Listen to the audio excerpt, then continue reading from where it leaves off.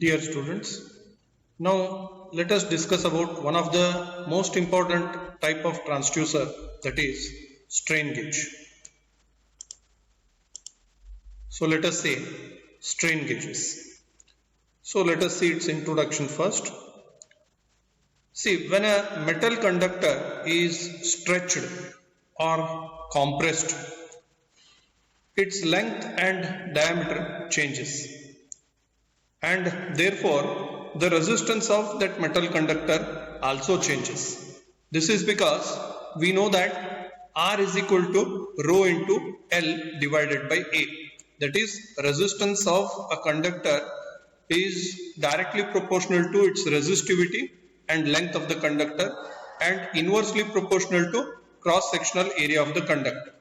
So therefore, when a metal conductor is stretched or compressed, obviously its length and cross-sectional area will change, and because of that the resistance of the conductor will also change. So strain gauge works on this principle, and here the resistivity of the conductor also changes. So when the metal conductor is strained, its property is called as piezoresistance, and therefore the strain gauges are also known as piezoresistive gauges. So this principle of strain gauge is used to measure different physical quantities like strain, stress or force, pressure. So like this, different physical quantities can be measured in terms of change in resistance. So now let us see different types of strain gauges. So basically there are four types of strain gauges: wire wound strain gauge, foil type strain gauge, semiconductor strain gauge, and capacitive strain gauge. Now let us discuss about these different types of strain gauges in detail. So now let us say the first type of strain gauge, that is wire wound strain gauge. So now there are two types of wire wound strain gauges. One is bonded strain gauge, another one is unbonded strain gauge. So let us say bonded strain gauge. These are the different bonded strain gauges which are shown here. This bonded strain gauge consists of a fine resistance wire. It has a fine resistance wire, and this resistance wire is pasted or cemented on an insulating support which is called as base. Usually it's a wafer unit. So the insulating support, the wire is pasted or cemented on this insulating support. Now when force or strain or pressure is applied on this unit which consists of resistance wire, then obviously the length of resistance wire and cross-sectional area of the resistance wire changes. So when force is applied on this resistance wire, its length increases and its cross-sectional area decreases. So therefore, because of the relationship R is equal to rho into L by A, its resistance also changes. When its length increases, its resistance also increases.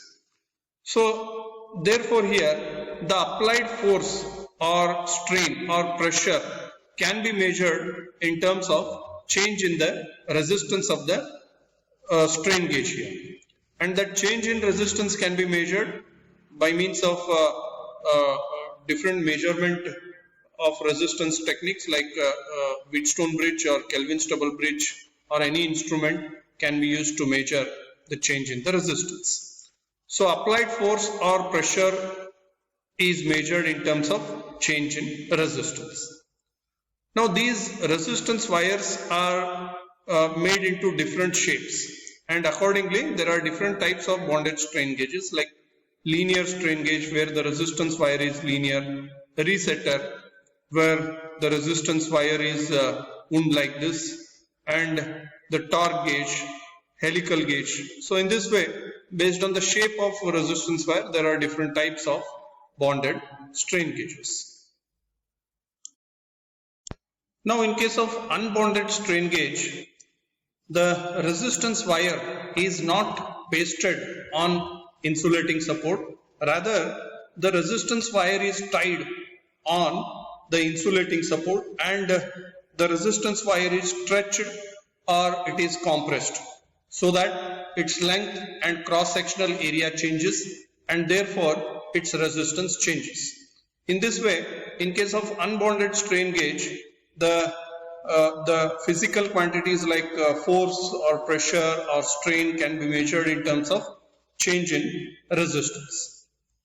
Now let us see foil strain gauge. In case of foil strain gauge, its operating principle is similar to that of wire wound strain gauge, but in case of foil strain gauge, the resistance element is in the form of foil. It is in the form of foil. It is not in the form of wire. It is in the form of foil here. So the advantage is the bonding is better due to large surface area of the foil. So in this way, this foil strain gauge has advantages over this wire wound strain gauge. It is more advantageous than wire wound strain gauge. It has longer life and it has got high mechanical stability under prolonged strain and higher temperature conditions. So the working remains same here. This metal foil is pasted on base, which is an insulating material, and when an external strain or force or pressure is applied on this unit, so the resistance of the metal foil changes because of change in its length and cross-sectional area, and in this way the applied force or pressure can be measured in terms of change in the resistance. Now let us see semiconductor strain gauge. So the semiconductor strain gauge depend for its action upon piezoresistive effect. Piezoresistive effect means change in the value of resistance due to change in its resistivity. So in case of semiconductor strain gauge, we use semiconductor material, and this semiconductor material may be in the form of wire or it may be in the form of strip. So it is pasted on an insulating base, and that semiconductor material is connected to the terminals for the measurement of resistance through a wire which has high conductivity, that is, for example, gold wire. So now when an external pressure or force is applied on this semiconductor material, its resistivity changes to greater value, and because of the change in its resistivity, obviously its resistance will also change. So therefore here the applied force or pressure can be measured in terms of change in its resistivity and hence in terms of change in its resistance.